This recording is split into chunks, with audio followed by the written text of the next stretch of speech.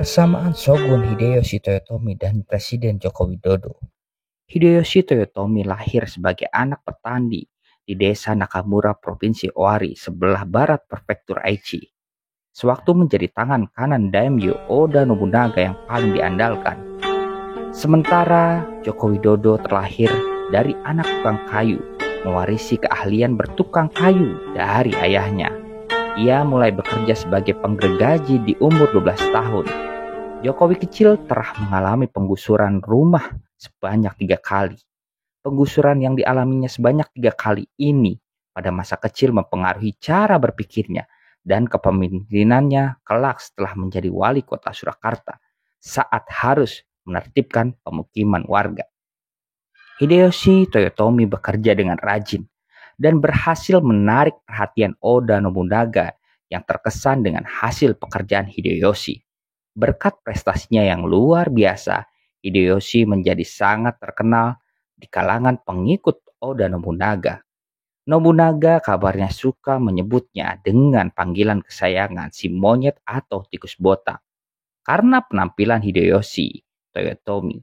Sementara Joko Widodo ditemukan oleh FX Sudiatmo dan dikenalkan kepada Megawati untuk menjadi calon wali kota Solo didampingi oleh FX Sudiatmo sebagai wakilnya.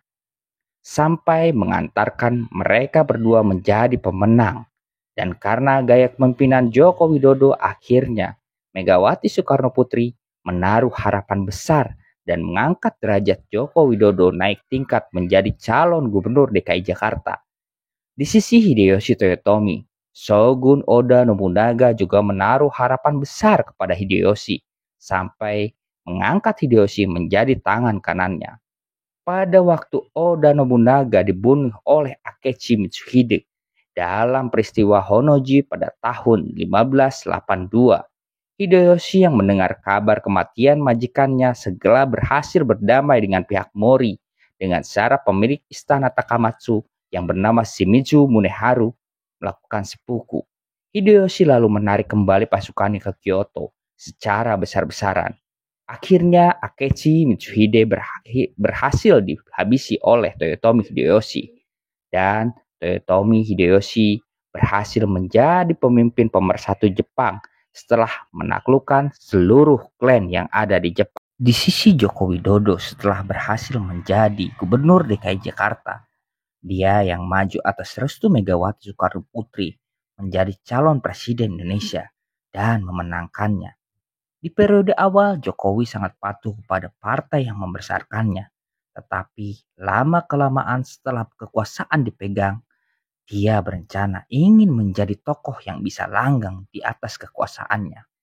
Maka isu presiden 3 periode mulai digaungkan oleh para pendukungnya. Walaupun semua berakhir gagal. Di bidang aturan, Hideyoshi Toyotomi pada awalnya ia memberlakukan larangan penggunaan senjata oleh petani, pedagang, dan biksu, serta penghancuran semua kastil atau pengurangan jumlah kastil untuk menghancurkan benteng yang tidak perlu di seluruh Jepang. Dia juga membekukan perbedaan kelas secara baku dengan memisahkan secara baku para petani, pejuang, pengrajin, dan pedagang. Dan dengan mengizinkan setiap kelas untuk tinggal di wilayah kota yang berbeda atau desa untuk mendorong terbentuknya masyarakat feodal yang lebih tertib.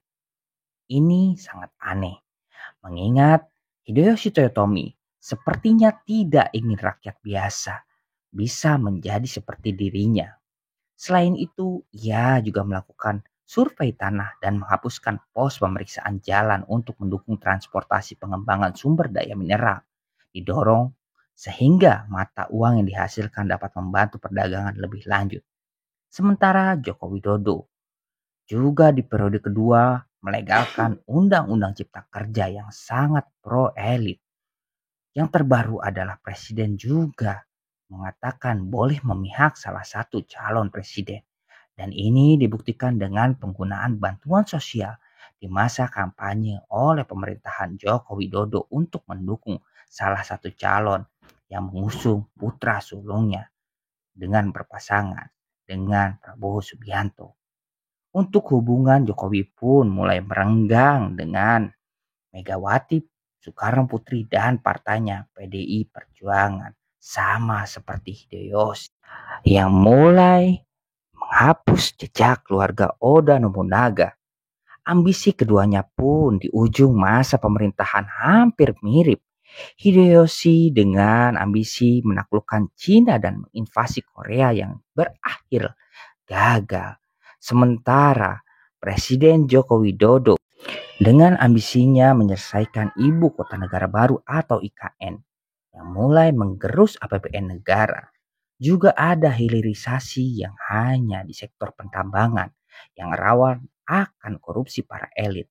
Di akhir masa jabatannya, kedua pemimpin ini juga melakukan hal yang sama.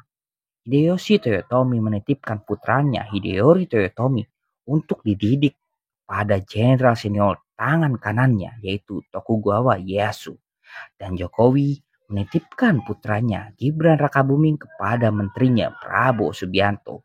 Dan setelah akhir Hideyoshi Toyotomi meninggal, yang menjadi penguasa Jepang adalah Tokugawa Ieyasu dengan menghapus jejak keturunan Hideyoshi Toyotomi yaitu Hideyori Toyotomi. Lalu, akankah Prabowo Subianto setelah akhir dari Joko Widodo akan menghapus karir politik keturunan Joko Widodo yaitu Gibran Rakabuming? Maka dengan demikian, persamaan intrik-intrik politik Hideyoshi Toyotomi dan Joko Widodo hampir dipastikan mirip.